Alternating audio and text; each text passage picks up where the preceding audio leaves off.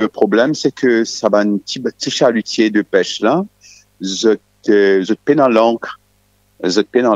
Donc c'est, en même temps, c'est quelque chose qui, on a l'impression toléré et dans la construction du bateau lui-même. Mais de l'autre côté, nous avons réalisé que ça pose un gros problème pour la sécurité des ports. Parce que un bateau comme ça, s'il n'est pas capable d'être lent pour les stabiliser, pour les pas dériver, l'important, grave et dangereux. C'est pour ça qu'il me dit que l'autorité portuaire, la Mauritius Port Authority, c'est normalement besoin au courant qu'il ait 3 bateaux peinant l'encre et qui, sous aucun prétexte, pas bien les autres approcher avec les côtes de Maurice à ce point-là. Surtout après passage d'un cyclone, côte Banhoul, c'est assez fort. Donc, moi, ma conclusion aujourd'hui, après ce que m'ont trouvé aujourd'hui, pour moi, c'est une négligence pure et simple de la Mauritius Port Authority qui pas fonctionne comme il se doit pour gérer le port, pour gérer le trafic en dehors du port. Comme on cause ça dans l'après-midi, il y a une réaction assez, capable de dire, violente de la Mauritius Port Authority qui finit de dire pas de responsabilité, ça, c'est responsabilité Coast Guard. Et là, en disant ça, la MPA vient prouver encore plus à quel point vous êtes ignorant de votre responsabilité et à quel vous êtes ignorant des lois, des us et coutumes et des règlements qui régissent un port. Vous n'êtes pas capable de dire des affaires comme ça parce que tout bateau qui arrive dans Maurice, qui approche avec Maurice, dès les franchir les 12 000 nautiques de nos eaux territoriales, Coast Guard appelle Zot, demande Zot, quand je sortis, quand je peux aller, qui cette reason, je peux venir dans pour lui, donc je gagne clearance de Coast Guard. Dès que c'est fait, c'est la Mauritius Port Authority, la tour de contrôle de pour lui, qui prend la relève jusqu'à Batelard Z-Langue. Donc c'est leur responsabilité à 100%. Et malheureusement, Mani qui me trouve peut aller, ça peut continuer encore. Et moi, honnêtement, moi, j'ai la crainte qu'il y ait encore un naufrage de ce type-là.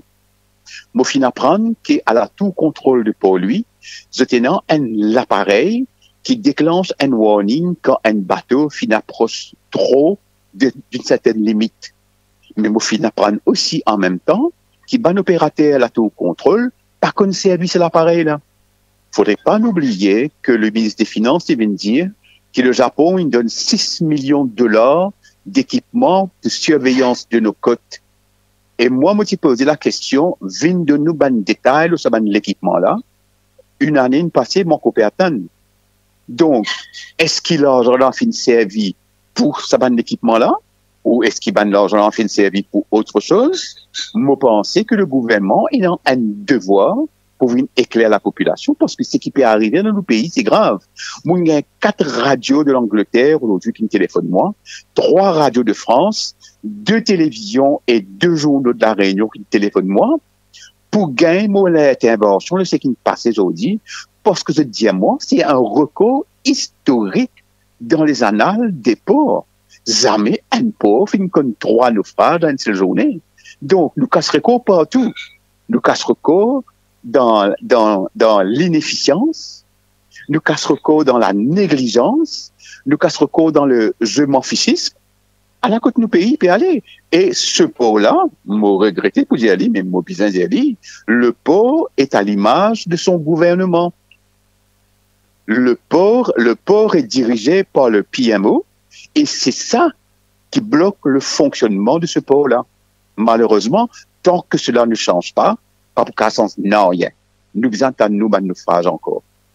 Et les leçons du Wakasho, pas fini de retenir, parce que, pour la bonne et simple raison, c'est le premier bateau qui n'échouait, il échoué à 4 heures du matin. Le premier hélicoptère de la police est arrivé à 13 heures.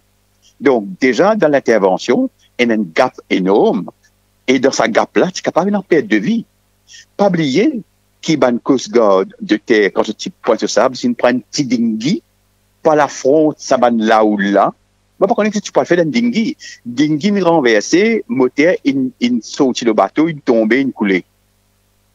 Pour rendre nous compte, tu es capable d'en perdre de vie, qui hélicoptère pas intervenir encore. Ce n'est qu'à 13 heures qu'il est venu. Donc, excuse-moi, non, pas fin tient aucune leçon du Wakacho. Tout fin reste pareil.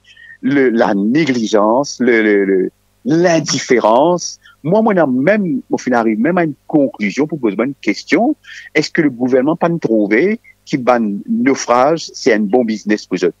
Par exemple, comment est-ce qu'il est capable, Polyeco, Polygreen, qui est une compagnie étrangère, qui téléguidée ici, par des hommes proches du pouvoir, qui gagne le contrat des 3 bateaux en l'espace d'un clin d'œil, et qui est une compagnie mauricienne qui s'appelle Immersub, qui est dans les mêmes capacités, ignorée complètement? Exactement. Maintenant, est-ce que Polygreen est non une licence pour opérer as a salvage company dans Maurice? Ou un journaliste, elle pose la question. Nous bien connaissons.